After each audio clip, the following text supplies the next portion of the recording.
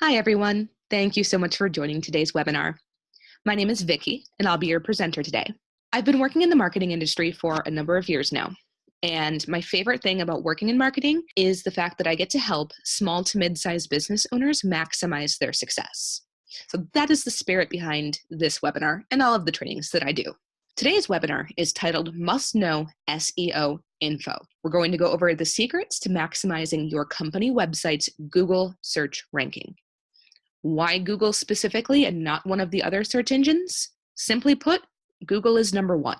It's the one that people go to most often when they have a question and they look to the internet for an answer. So much so that Google has become part of our daily vernacular. Much like a facial tissue is called a Kleenex, searching for something on the internet is called Googling it. It's become a verb. Google has so much influence over our day-to-day lives that we may not even realize.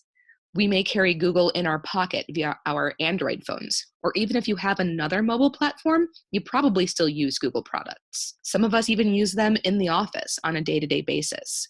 And with things like Google Home, we now have it literally in our houses. Google is kind of everywhere. What is SEO and why should I bother? SEO stands for Search Engine Optimization. It is the multidiscipline process of optimizing a website to rank high in organic search results. Sounds a little technical, but we'll break it down. Multidiscipline simply means there are a number of factors that go into it. It's not a one-shot deal. Organic search results means not paid. If you think back to the last time that you searched for a product on Google, the first couple of results were probably sponsored or ads. They'll say sponsored or ad right next to them. Somebody paid for those to be at the top of that page. Organic search results are the results that nobody pays for. Those are the ones that we can influence by practicing good SEO. Now, what constitutes good SEO is often changing and always updating. Google updates their SEO algorithms, the way that they rate and rank your website and your content, hundreds of times every year. It's impossible to keep track of every single little change, but practicing good SEO in general will result in better search rankings. The whole concept is relatively easy to understand, it's just a little more challenging to execute effectively. That's why we're going to show you some of what goes in the background of SEO and how to use those tools to influence your search results. All right, first up is on-page optimization. What that means is optimizing your entire website as a whole with the intent of helping it perform well in search rankings. Your page speed and your load times matter. Google will penalize a website in its rankings for having slower load times. The faster it loads, the better off you are. Keep that in mind when you're purchasing your web hosting, because you want to make sure that, number one, your web hosting company has plenty of uptime. Of course, if your website is down, Google's not going to consider your website very reliable. You also want to make sure that you have plenty of bandwidth purchased. You may have a very reliable web provider, but if you've run out of bandwidth, people aren't going to be able to load your page, and Google will penalize your search rankings. Also, be aware that more people browse via mobile device these days than on desktop computers. Take this into account in every element of your site's design, from your homepage to your landing pages to your media pages. Everything must be optimized for mobile. If your website looks great on desktop but is completely inaccessible on mobile, Google will penalize your search rankings. So make sure that that element is taken into consideration when you're designing your website. Also, make sure that you are using HTTPS even if you're not selling anything. You may think that just because you're not engaged in web commerce or there's no login information that your customers are providing, that a secure site might not matter. However, just having a secure website immediately gives you a boost in Google search rankings. You also want to include social sharing links. Pick the social networks that are most relevant to your audience. For instance, if you are a managed services provider, you probably aren't doing a lot of posting to Instagram. Unless you're going around the office taking pictures of office supplies with fun Instagram filters, you're probably not going to find that that one's going to help you gain customers or gain their trust. So you want to go with what works for your business. For most businesses, Facebook, Twitter, and LinkedIn. The more professional you are, the more you want to lean towards LinkedIn. But those three are the big ones. Have those social sharing links on your page. They're usually little icons that have the social networks logo. That way people can click on that and instantly be able to share your content. The more people can share your content, the more Google finds you relevant, the higher it will rank your company in its search results. You can also use tools like WooRank and Yoast to test your overall website performance. A lot of websites these days operate on WordPress, and Yoast is a great plugin for WordPress to be able to monitor your on-page optimization. WooRank is another one that works across multiple platforms. There are others as well. Some are free, some are paid, but the gist of it is it will scrub your page much like Google would and see what your results are based on your current levels of optimization. If you have places that you need to improve, it'll let you know, and that way you can come up the ranks of the search rankings. Next up is keywords and how to use them. This is one of the biggest pieces of the SEO puzzle overall. Knowing your keywords and knowing where, when, and how to use them is how you will influence your SEO ranking the most. To start, you want to make a list of topics that are relevant to your business and your intended audience.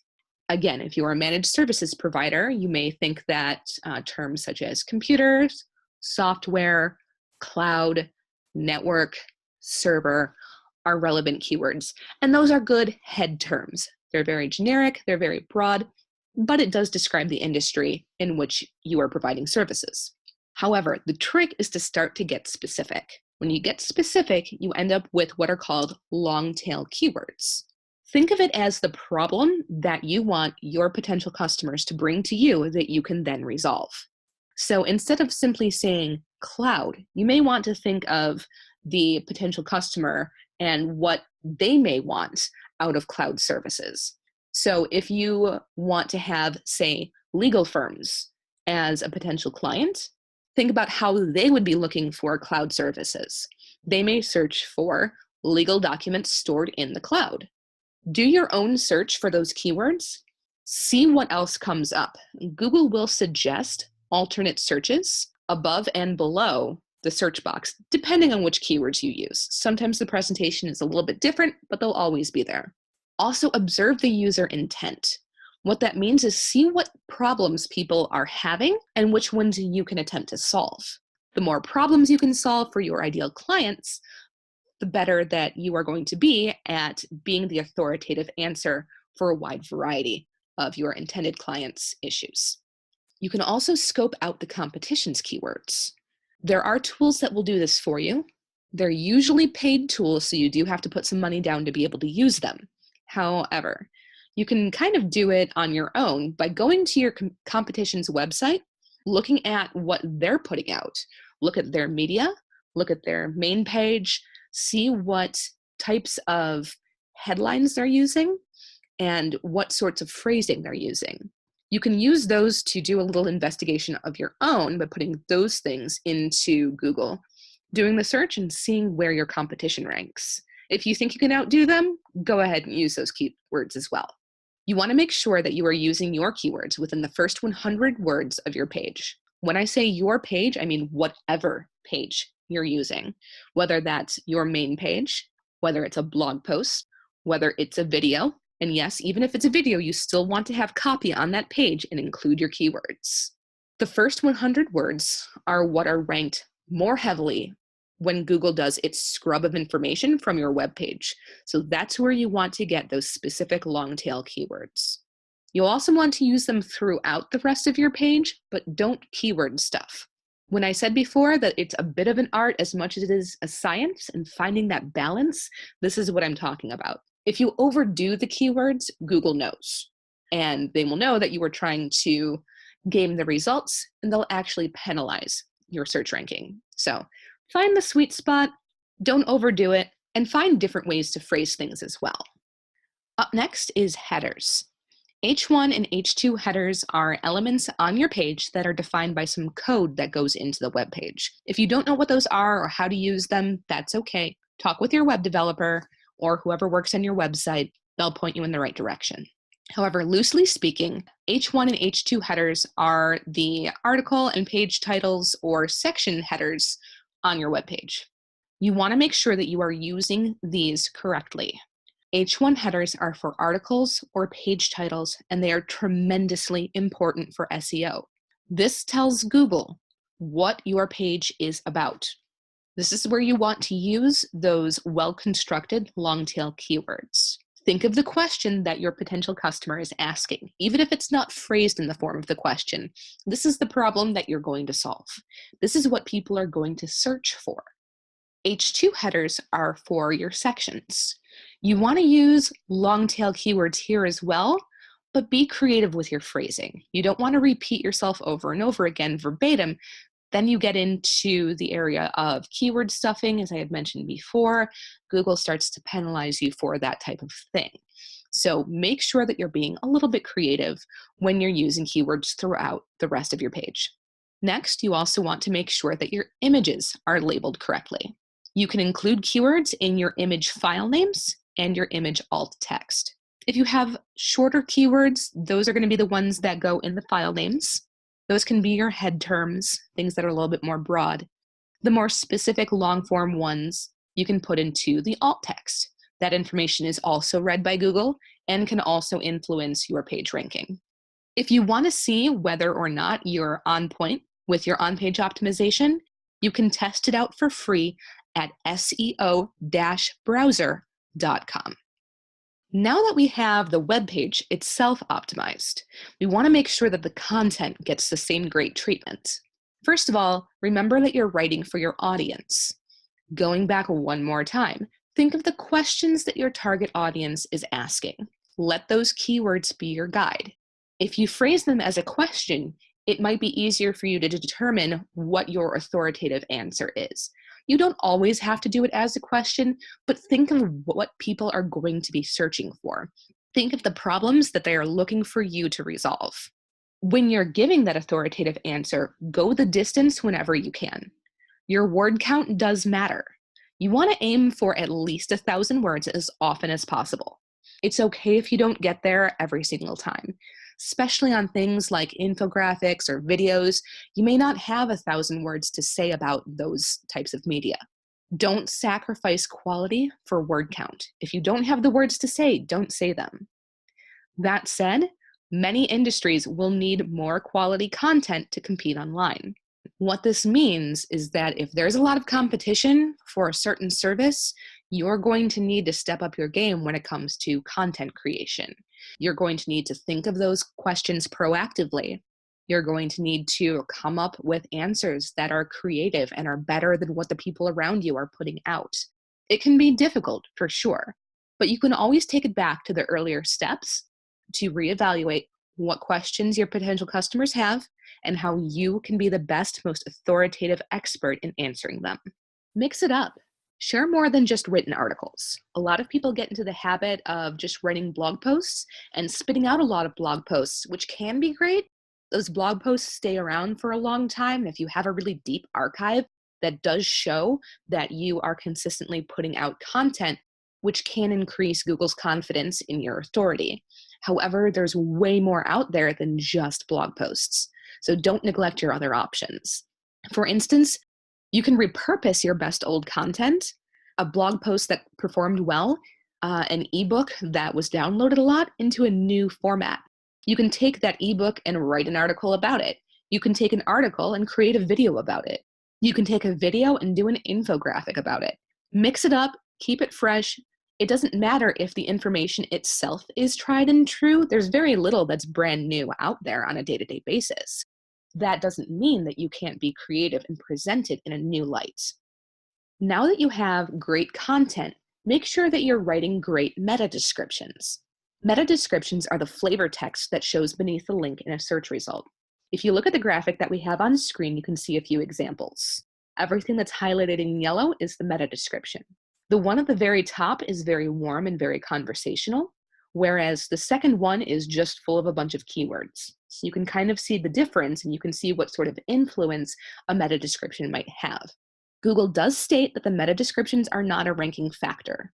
There is some dispute on whether or not it actually does have an influence, and whether or not it has an influence today has no bearing on whether or not it may be an influence in the future.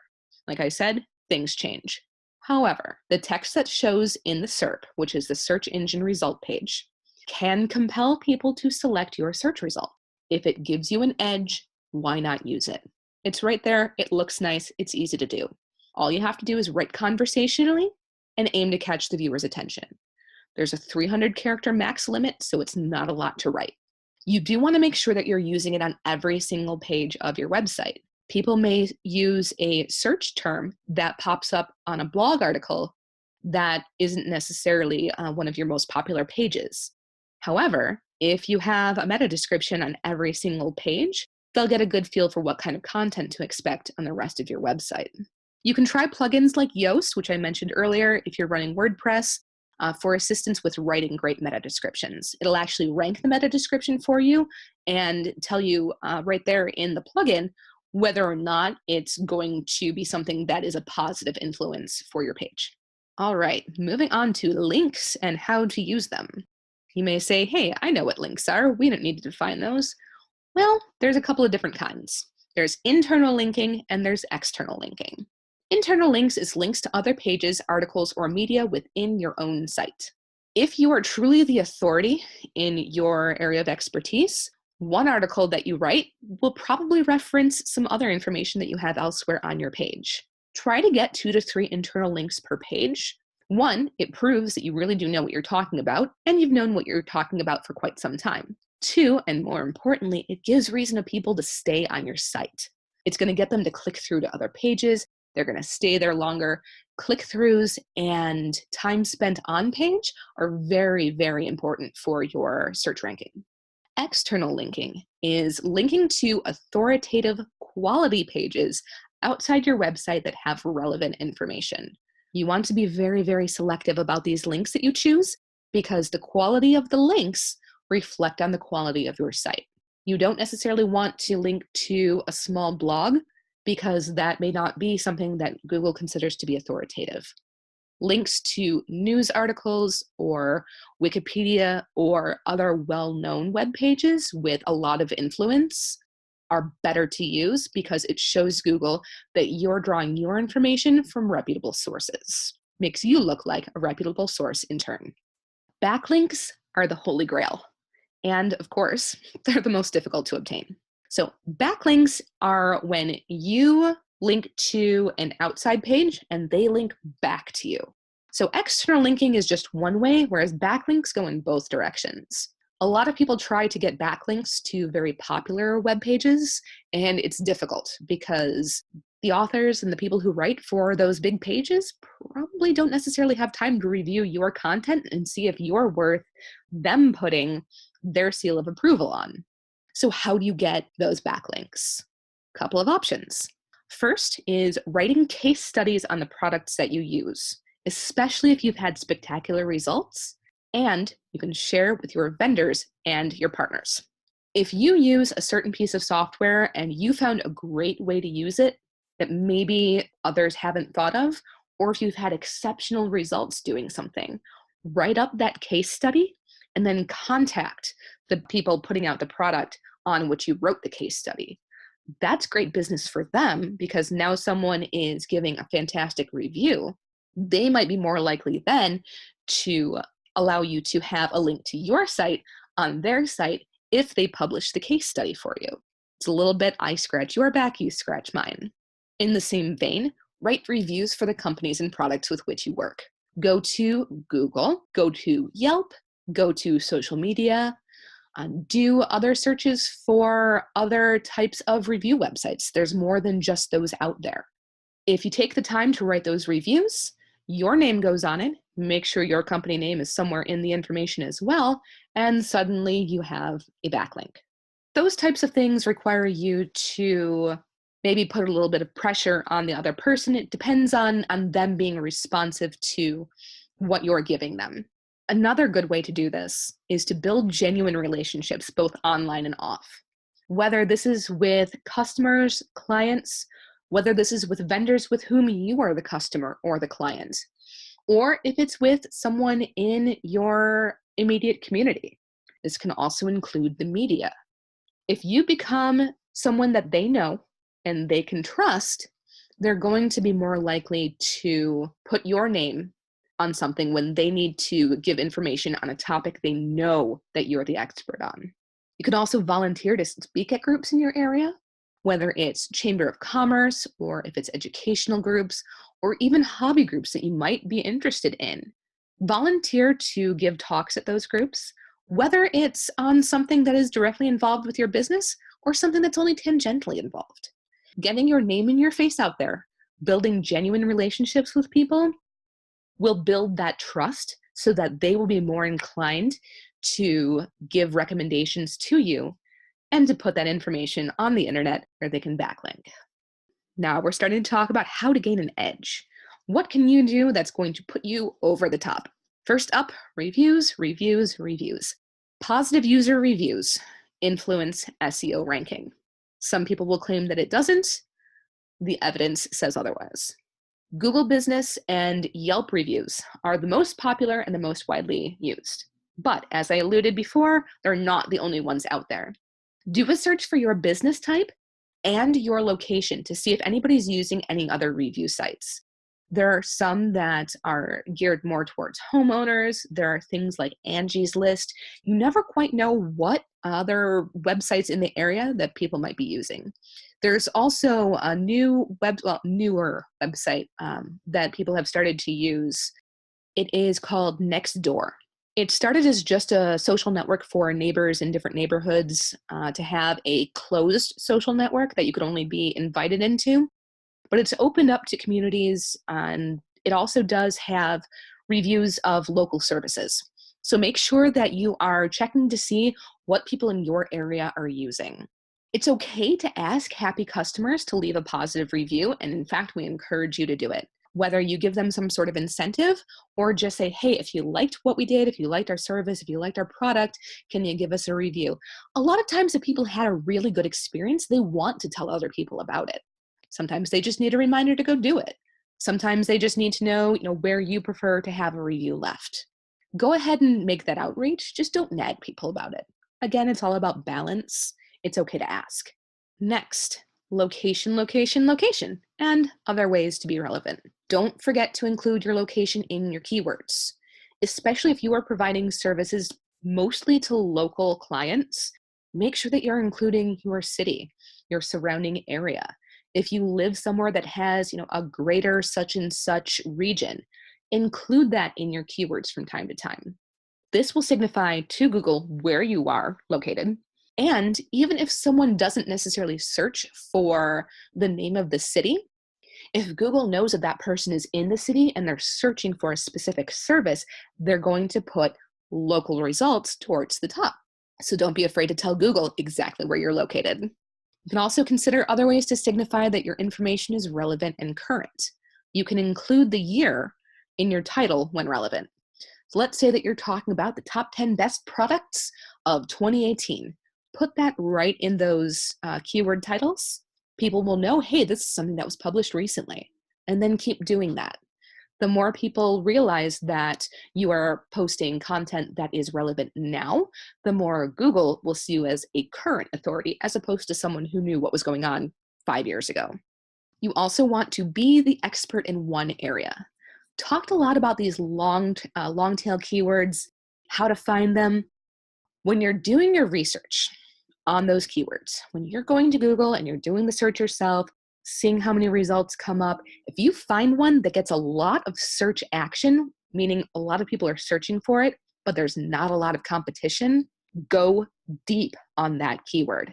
Be the authority on it.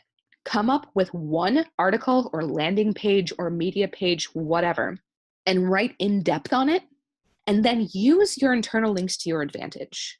Since that keyword is going to get a lot of search and there's not a lot of competition, you'll rise to the top very quickly. Then when that article has links to other pages in your website, those pages will start to rise in rank as well. So find an area to be an expert in. It's not easy to do, and you may have to get creative, and you may be surprised what area you might be the expert in. Got a tool that we'll talk about in a minute that will give you a little bit of insight on that. Optimize for mobile. No, really. I'm repeating it because it is worth repeating. The percentage of non-desktop searching is only going to go up. Everybody has smartphones these days, just about everybody. And a lot of us keep our smartphones close at hand way more than we probably should. I am guilty of that. I am not judging anyone. That said, even though I have a great desktop computer, I have a great laptop computer, I find myself doing a lot on my phone, even when I'm at home. And then when I'm not at home, of course, I have my mobile device. That's often when I'm looking for local services.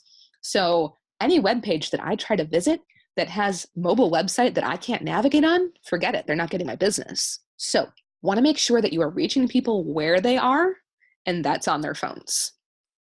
All right, going to talk about voice search.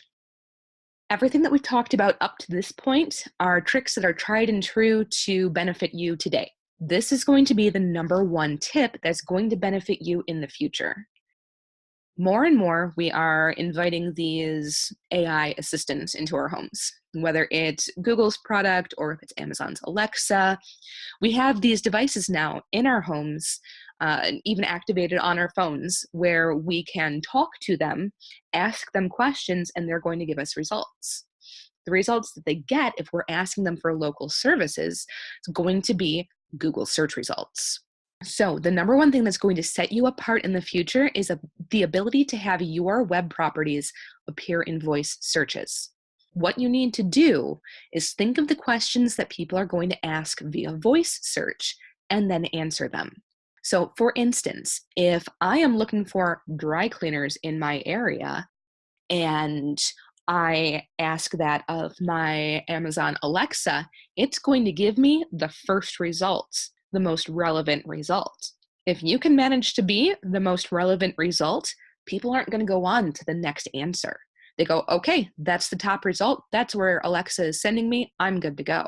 So the biggest factor in this is going back to location, location, location. Make sure that when you are talking about services and elements of your business that are relevant to local people, businesses, whatever, that you are including your location in your keywords.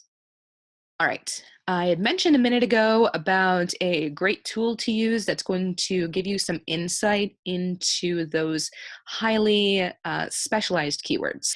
The answer to that is Google Search Console. Yep, we're going to use a Google product to learn more about a Google product. Google Search Console provides great insight into how your site is performing in Google search. It is a free tool. You do have to go through some steps to enable access to it, but overall it's fairly user-friendly. There are a lot of features within Google Search Console, but the biggest one that is going to help you in this context is the ability to see which keyword searches on Google led to your site being listed in the SERP. Again, the SERP is the search engine result page. And you also can see the click-through rate of those listings. This is going to tell you what people are searching for, when your result is coming up in that search, and how often they're clicking on your link as opposed to someone else's. This information is worth its weight in gold. This is where you are going to want to keep an eye on those search terms, see how people are getting to you, see where you would think that people would be finding your website and they're not. Find those gaps, find those places of influence, and use them to your advantage. There are a couple other tools as well. There is SpyFu, which is a program that lets you spy on your competitors, see what keywords they're using, and how well their site performs. I alluded to this earlier as well. I did say that you can kind of do this manually by just observing their websites and seeing what keywords they're using in their headers and whatnot. But this tool will do it for you. It does cost a little bit of money. You are going to have to pay them for their service. But if you are really looking for that competitive edge, it's available for you. There's also SEMrush, SEMrush, also provides some valuable insight into the world search. It will give you your competitors' best keywords. It will help you find competitors you didn't even know you had. It will start to show you even what kind of money that your competitors are spending on their advertising or on their search engine advertising, if your competitors are doing that. You can see lots of information, not just from your competitors, but also from top publishers and advertisers. You can also evaluate some of the links that you use. Basically, this is a product that if you are watching this webinar and you're like, I am all in on SEO, this is a tool that you are going to want to purchase for yourself and your business. It is a great resource and it's one of the best out there. Definitely recommended. You can also utilize other great resources, that are out there that are not necessarily tools that will analyze your website. Neil Patel is a fellow who has a website that gives daily information on SEO and general search topics and a bunch of other marketing type topics. You can see we've got his lovely picture there in the corner. He's very pleasant to listen to. He presents things in a very digestible way. He's great for those who really want to get more in depth on a specific topic. There's also moz.com. It has lots of information on businesses wanting to get more from their SEO. Wealth of articles that you can read through and find out more in-depth information on any specific topics that have interested you. And there's also Search Engine Journal, which is another great site with free SEO resources, lots of articles to read and ways to get some more information. Moving on to advanced SEO. So this is going to be some of the what's new, what's really behind the scenes. This is going to be the good stuff that some of you may have been waiting this whole time for. So first off, schema.org. Schema.org is the website that documents the work that a number of different entities have done in defining a language, the schema, for the code that goes into websites. Now, if code that goes into websites sounds way too complicated for you, it's not that bad. A lot of it are maybe pieces of information that you've already seen before. What they're doing is going through and defining the best use terms. If you're familiar at all with HTML, there was, back in the old days, a number of different ways that you could go about doing any specific task, whether that's displaying an image or loading a web page. There were different ways of doing it. The problem with there being different ways of doing it is that there were also different browsers that had different ways of displaying things. So a website that looked great in Internet Explorer might have been completely non-functional in Netscape. So as the internet has grown up, a lot of these larger entities have banded together to write a definitive list of codes that websites can use that are best practices. Some of those older code items still work, but they're outdated, and if you are, for lack of a better term, caught using them, Google will see that and say, that's not the most up-to-date practice. That's going to hurt your ranking. Google's algorithms are only starting to scratch the surface of what is possible as far as what information they're looking for and how it influences their rankings. That said, some of the neat things that you see on different types of websites are elements that have been defined by schema.org. For instance, if you look at the graphic example that we have, you can see there are star ratings for that particular or those particular restaurants. That's an element that was taken from schema.org that has been identified as something that is preferable in the eyes of Google search. So if you have those bits of code to show those reviews, Google sees that and gives your ranking a boost. There are also other ways of implementing it. You can see in the graphic that Last.fm has some bonus information on some of those tracks that's listed on that album. There are a number of different ways to do it. There's reviews, there's ratings, there's additional product descriptions. You can do things like schedules for your business. All of these additional elements that are well coded, that fall within the schema.org recommended parameters, are seen by Google as indicators that your website is modern and follows the rules that the web community at large has agreed upon, and it views all of that favorably. This is something that, since it is so in-depth and it is going to involve some coding on your website, you're going to want to talk to your website developer, or if you've outsourced SEO, you're going to want to talk to that company to ensure that schema.org elements are part of your website. Word of caution, you want to make sure that if you've already implemented some of this, that the code is compliant with the schema.org parameters. If you start using things incorrectly, Google will negatively impact your score. Another cool option is rich snippets. Rich snippets are search results that include ratings, reviews, images, video content, and more. They stand out from the other search results because the search engine has more data about the site, so it can pull some of those images, ratings, and reviews and put it right underneath the search result, like you see in the graphic on the screen there. It is something that can be used in conjunction with some of the other elements, or it can be well used on its own.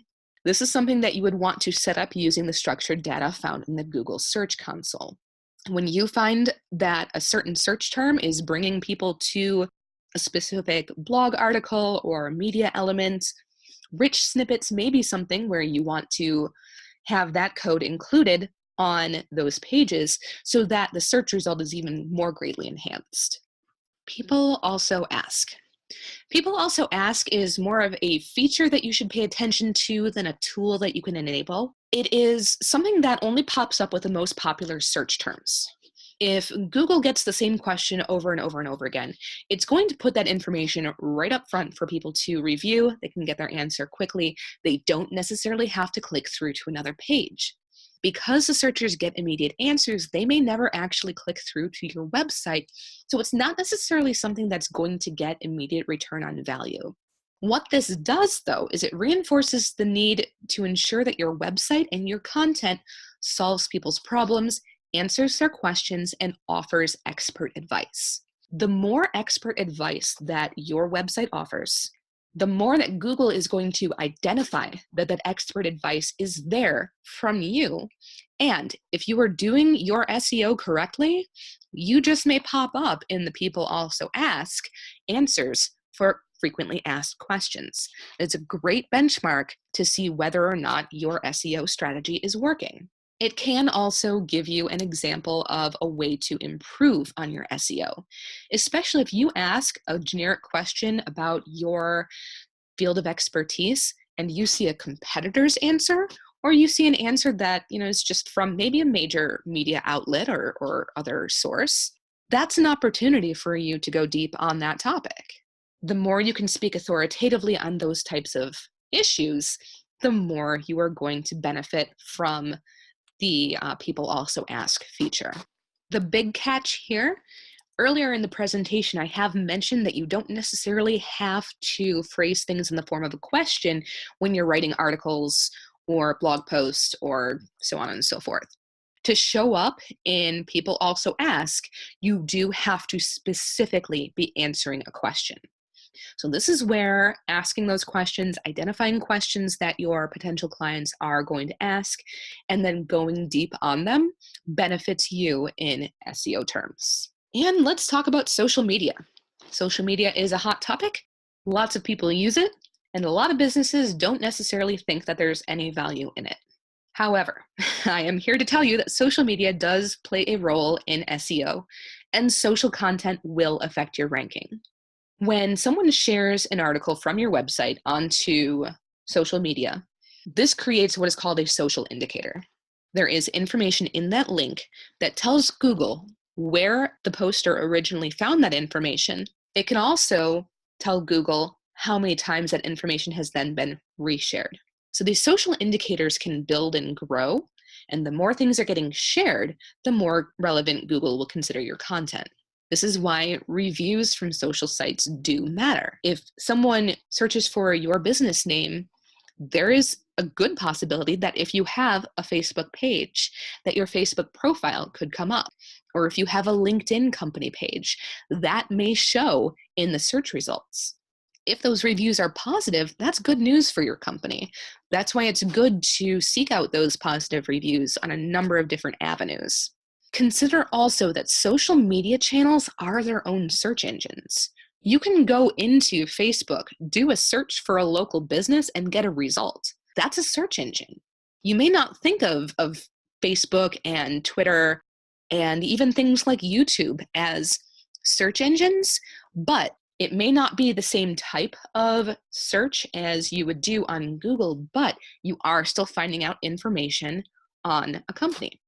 Neil Patel has a great article called Social is the New SEO, where he goes really into depth on this topic and how to use it to your advantage. It's definitely excellent extended reading. Highly recommend it, even if you don't check out anything else. That is one that I feel like a lot of businesses are overlooking right now. There's been some negative impact in recent Facebook changes on how successful social media marketing is for small businesses. This type of thing shows you why it's still relevant and why it's still worth your time and why neglecting social media can still cause a negative effect for your company, which of course we don't want. And we're just about there. So in conclusion, here's the most important things to take away from our discussion today. First of all, the days of a long list of your services are over. You don't need to have every single thing that your company does listed on your webpage. What you have today is an optimized web page with content that's optimized for today's audience. Keywords are used intelligently and accurately so that you are answering the questions that your customers are asking. You are solving the challenges that your potential clients have. And because you are going offline and interacting with people in your community, as well as reaching out online to both individuals and businesses and the media, you now become a valuable resource to those people. You become the expert in your field in their eyes. If you have gone through all of this and you feel like it is more than you can handle, or you are still lost and you just don't have time, feel free to find a great web marketer. We are out there. We want to help you. This is something that does require a bit of finesse to do successfully. If this excites you and you want to run with it, fantastic. We are here to support you as well. But don't feel bad if it is something that you decide that you want to outsource, because as you've seen here, man, we can go on for quite some time talking about how SEO can impact your business. And that's it. Thank you so much for watching. If you do have any questions, please send an email to questions@seowebinar.net. We are more than happy to answer any outstanding questions that you have and give you the information that you need to succeed at SEO.